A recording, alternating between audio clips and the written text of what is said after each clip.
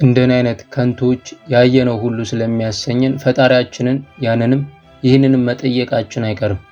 በጥቅሉ ፍላጎታችን ገደብ የለውም። ድንገት የለመነው ፈጣሪ ከፊታችን ደርሶ አሁን የጠየከኝን አስታውሰኝና ሁሉንም ላድርግልህ ቢለን ታዲያ የትኛው የተሻለ እንደሆነ ለማማረጥ በምንወስደው ጊዜ ትዕግስቱ አልቆበት ትቶን የሚሄድ ይመስለኛል።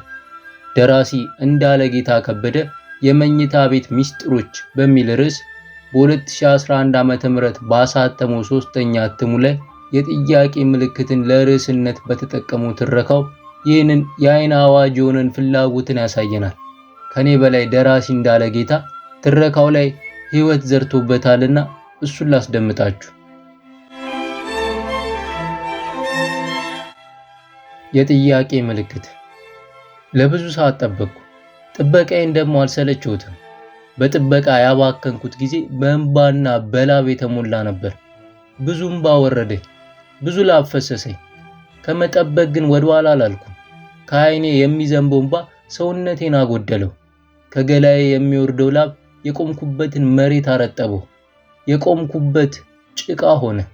የቆምኩበትን ቦታ ሳለቅ ብዙ ነገሮች ተለዋውጠዋል። ብዙ የፀሐይ ስርቀቶችና የጀንበር ጥልቀቶች ተከናውነዋል። እኔ ግን እንደነበርኩ አለሁ። የወጣትነት ዘመኔን በጥበቃና በፍለጋ ከማባከኔ በቀር። ለብዙ ሰዓት ከመቆሜ የተነሳ ለማዛጋት የከፈትኩት አፌን መልሼ መዝጋት ረስቼ ይኸው ሸረሪት ሁሉ አፌ ላይ ድር ማድራት ጀምሮ ነበር።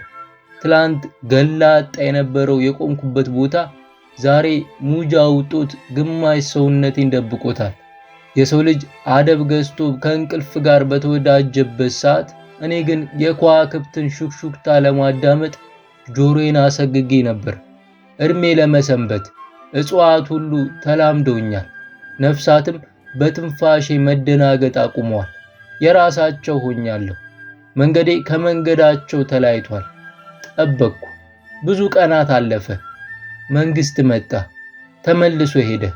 ሌላ መንግስት መጣ፣ ተመልሶ ሄደ። ብዙ ነገር መጣ፣ ብዙ ነገር ሄደ። እኔ ግን ቆምኩ። በተስፋና በምኞት በሕልምና በቅዠት እግር ብረት ታሰርኩ። በመጠበቅ ልክፍት ተይዤ መቆም ስራዬ ሆነ። እንደ ቆምኩ ተረግዞ የነበረ ልጅ ድክ ድክ ብሎ መሄድ ጀመረ። ዓለም በማላውቃቸው ጉዶች መሙላቷን ልብ እያልኩ አይቶ እንዳላየ ሰው ዝምታ ዋጠኝ። መጠበቄን ግን አልሰለቸውትም። ብዙ ላብ ወረደኝ፣ ብዙ እንባ ፈሰሰኝ። ቆይቶ ልመናዬ ረፍት ነሳው መሰል እግዚአብሔር በራእይ ተገለጠልኝና የምትጠብቀውን ነገር ንገረኝ፣ አሟላልሃለሁ፣ እመነኝ አለኝ። ለመጽናትና ለመጽናናት ብዬ የከፈልኩትን እንባና ላብ እያስታወሰ ውዳሴውንም እያጎረፈ ጥያቄን ለመስማትና ምላሹንም ለመስጠት 7 ደቂቃ ሰጥቻለሁ አለኝ። አመንኩት። ደስታዬ ወደር አጣ። ከደስታ ብዛት እንዳላብድ ሰጋው። ንገረኝ አለኝ። ምን ልንገረው? ጉዴ ፈላ። እስከ ዛሬ ስጠብቅ የቆየሁት ነገር ምንድን ነበር? የውርደት ቀን አይነጋም አልኩ በልቤ። ምንድን ነበር? ብዙ የቆምኩለት ጉጉቴን የረሳሁት በመቆየት ብዛት ይሆን እንዴ? ማስታወስ አቃተኝ። ተስፋዬን ማን ሰረቀው? የምትጠብቀውን ንገረኝ፣ አሟላልሃለሁ አለኝ ጌታ። ጥያቄውን ደግሞ 7 6 5 4 ደቂቃ ብቻ ይመስለኛል የቀረኝ ጊዜ። ምን ልበለው? እስከ ዛሬ የቆየሁት ምን ስጠብቅ ነበር? ስጠብቅ የቆየሁትን ነገር ሊያስታውሰኝ የሚችል ሰው ማን ነው? ስጓጓ የቆየሁት ምን እንዲሆንልኝ ነበር? ያ ሁሉ መቆም፣ ያ ሁሉ መቆዘም፣ ያ ሁሉ ባልበገር ባይነት መሞላት፣ ያ ሁሉ ራስን ለመርሳት መሞከር ምን ለመሆንና የት ለመድረስ ነበር?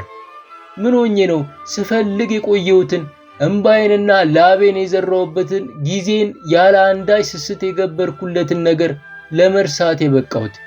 እንዴት እየፈለግኩ ያለሁትን ነገር ልዘነጋው ቻልኩ? ሰው እንዴት መስዋዕት የከፈለበትን ጉዳይ ይረሳል?